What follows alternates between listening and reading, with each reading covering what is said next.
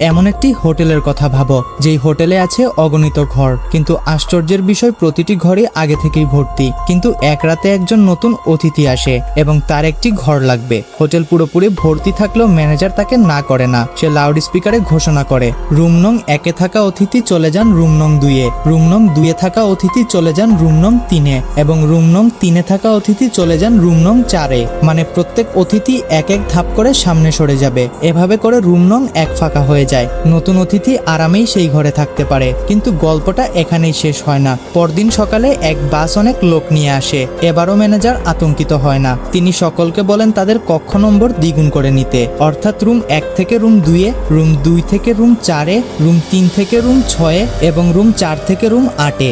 এভাবে চলতে থাকে ততক্ষণ পর্যন্তই যতক্ষণ না মধ্যবর্তী ঘরগুলো খালি হয়ে যায়। তখন সকল বিজোড় নম্বরের ঘরগুলো যেমন 1, 3, 5, 7 ফাঁকা হয়ে যায় এবং বাস থেকে আসা অগণিত লোকেরা সেই ফাঁকা বিজোড় নম্বরের ঘরগুলোতে চলে যায়।